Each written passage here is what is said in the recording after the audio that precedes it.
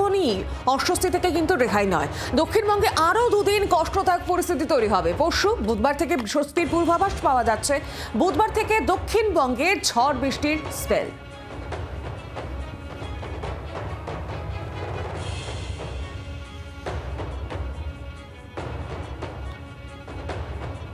ঘরমাক্ত চাতক পাখির মতো গোটা দক্ষিণবঙ্গের একটাই প্রশ্ন, বৃষ্টি আসছে কবে? আলিপুর আবহাওয়া দপ্তর আশ্বস্ত করে জানাচ্ছে বৃষ্টি আসছে আগামীকাল মঙ্গলবার সন্ধে বা রাতের পর থেকে। বুধবার গোটা দক্ষিণবঙ্গের প্রায় সমস্ত জেলাতে বজ্রবিদ্যুৎ সহ বৃষ্টির পূর্বাভাস।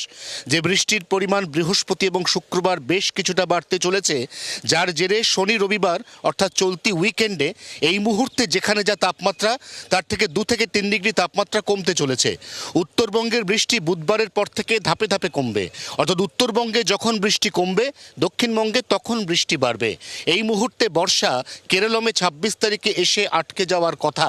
বর্ষার পরবর্তী অগ্রগতি নিয়ে এখনো পর্যন্ত সুনির্দিষ্ট কোনো পূর্বাভাস নেই নয়াদিল্লির মৌসুম ভবনের। জি 24 ঘন্টার জন্য ক্যামেরা অরিন্দমের সঙ্গে অয়ন, কলকাতা।